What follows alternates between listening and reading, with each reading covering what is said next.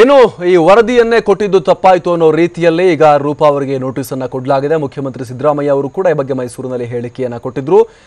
ಮಾಧ್ಯಮಗಳಲ್ಲಿ ಮಾತನಾಡಿದ್ದಕ್ಕೆ ಈ ರೀತಿಯಾಗಿ ನೋಟಿಸ್ ಅನ್ನು ಕೊಡಲಾಗಿದೆ ಅಂತ. ಇದಕ್ಕೆ ಸಂಬಂಧಪಟ್ಟ ಹಾಗೆ ಡಿಐಜಿ ರೂಪಾ ಅವರು ಪ್ರತಿಕ್ರಿಯೆಯನ್ನು ಕೂಡ ಕೊಟ್ಟಿದ್ದಾರೆ. ನಾನು ಯಾವುದೇ ತಪ್ಪನ್ನ ಮಾಡಿಲ್ಲ ಅನ್ನುವಂಥ ಮಾತನ್ನ ರೂಪಾ ಅವರು ಹೇಳಿದ್ದಾರೆ. ನನ್ನ ಮೇಲೆ ವಿಚಾರಣೆ ನಡೆಸೋದಾದ್ರೆ, ನೋಟಿಸನ್ನು ಕೊಡೋದಾದ್ರೆ, ಈ ಹಿಂದೆ ಕೂಡ ಸಾಕಷ್ಟು ಮಂದಿ ಮಾತನಾಡಿದ್ದಾರೆ ಮಾಧ್ಯಮಗಳಲ್ಲಿ, ಅವ್ರಿಗೂ ಕೂಡ ನೋಟಿಸನ್ನು ಕೊಡಲಿ. ನಾನಾಗೆ ಮಾಧ್ಯಮಗಳಿಗೆ ಹೋಗಿ ಮಾತನಾಡಿಲ್ಲ.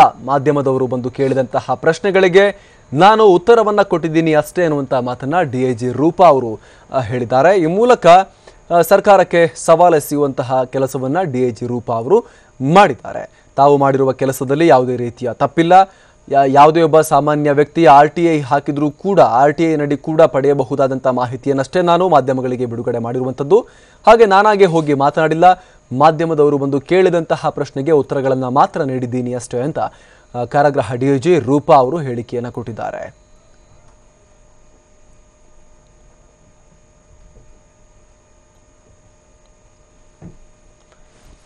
ಈ ಬಗ್ಗೆ ಮತ್ತಷ್ಟು ಮಾಹಿತಿಯನ್ನು ಕೊಡ್ತಾರೆ ನಮ್ಮ ಪ್ರತಿನಿಧಿ ನಾಗೇಂದ್ರ ಬಾಬು ಈಗ ಲೈವ್ ಇದ್ದಾರೆ. ನಾಗೇಂದ್ರ ಬಾಬು, ಮುಖ್ಯಮಂತ್ರಿ ಸಿದ್ದರಾಮಯ್ಯ ಅವರು ಕೂಡ ಮೈಸೂರಿನಲ್ಲಿ ಹೇಳಿಕೆಯನ್ನು ಕೊಟ್ಟಿದ್ರು.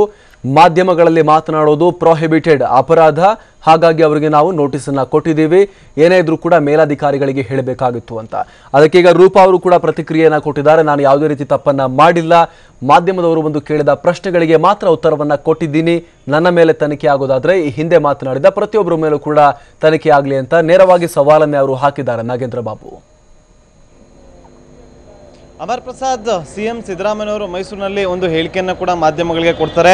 ಕಾರಾಗೃಹದ ಡಿಐಜಿ ರೂಪಾ ಅವರು ಮಾಧ್ಯಮಗಳ ಮುಂದೆ ಮಾತನಾಡದಂತೆ ಇನ್ನು ಮುಂದೆ ನೋಟಿಸನ್ನು ಕೊಟ್ಟಿದ್ದೀನಿ ಅನ್ನೋ ಒಂದು ಮಾತನ್ನು ಹೇಳಿದ ನಂತರ ಇದರ ಬಗ್ಗೆ ನಾವು ಡಿಐಜಿ ರೂಪಾ ಅವರನ್ನ ಪ್ರಶ್ನೆ ಮಾಡಿದಾಗ, ನಾನು ಎಲ್ಲಿ ಮಾಧ್ಯಮಗಳ ಮುಂದೆ ಬಂದು ಮಾತಾಡಿದ್ದೀನಿ, ಮಾಧ್ಯಮಗಳೇ ನನ್ನ ಬಳಿ ಬಂದು ಪ್ರಶ್ನೆಯನ್ನು ಮಾಡಿದ್ದು, ನಾನು ವರದಿಯನ್ನು ಕೊಟ್ಟಿದ್ದೀನಿ ವಿರಹ ಆ ವರದಿಯನ್ನು ನಾನು ಎಲ್ಲೂ ಕೂಡ ನಾನು ಹೇಳ್ಕೊಂಡಿಲ್ಲ. ವರದಿಯಲ್ಲಿ ಇಂತಿಂಥ ಅಂಶಗಳನ್ನು ನಾನು ಉಲ್ಲೇಖಿಸಿ ನಾನು ವರದಿಯನ್ನು ಕೊಟ್ಟಿದ್ದೀನಿ DG ಅವರಿಗೆ ಅನ್ನೋ ಮಾತುಗಳನ್ನು ನಾನು ಎಲ್ಲೂ ಕೂಡ ಹೇಳಿಲ್ಲ.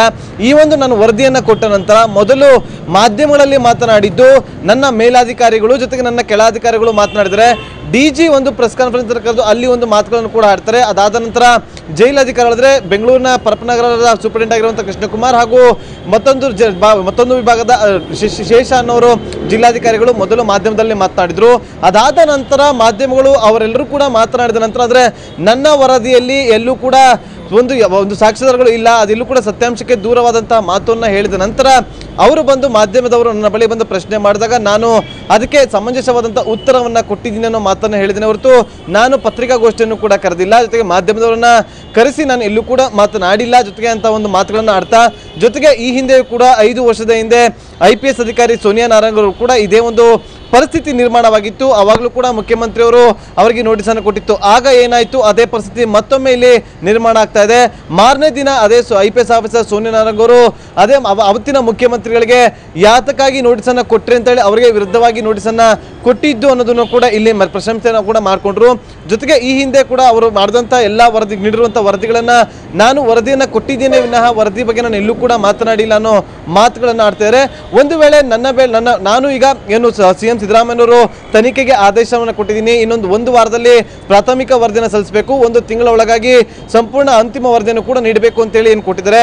ಅದಕ್ಕೆ ಸಂಬಂಧಪಟ್ಟಂತ ಅಧಿಕಾರಿಗಳನ್ನು ಕೂಡ ಈಗಾಗಲೇ ನೇಮಕ ಕೂಡ ಮಾಡಿದರೆ ನಾನು ಸಂಪೂರ್ಣವಾಗಿ ತನಿಖೆಗೆ ಸಹಕರಿಸ್ತೀನಿ. ಈಗ ಸಿಎಂ ಸಿದ್ದರಾಮಯ್ಯ ಮಾತನ್ನು ಕೂಡ ನಾನು ಸ್ವಾಗತಿಸ್ತೇನೆ. ಆದರೆ ನಾನು ಒಬ್ಬಳೇ ನಾನು ಮಾಧ್ಯಮದ ಮುಂದೆ ಮಾತನಾಡಿಲ್ಲ, ಜೊತೆಗೆ ನನ್ನ ಮೇಲಾಧಿಕಾರಿಗಳು ಕೂಡ ಮಾತನಾಡಿದರೆ, ನನ್ನ ಕೆಳಾಧಿಕಾರಿಗಳು ಕೂಡ ಮಾತನಾಡಿದರೆ, ಅವರಿಗೂ ಕೂಡ ನೋಟಿಸನ್ನು ಕೊಡಲಿ. ಅವರು ಕೂಡ ಮಾತನಾಡಿದರೆ ಅವರ ವಿರುದ್ಧವೂ ಕೂಡ ತನಿಖೆ ಆಗಲಿ. ತನಿಖೆ ನನ್ನ ಒಬ್ಬಳ ಮೇಲೆ ಆಗಬಾರದು.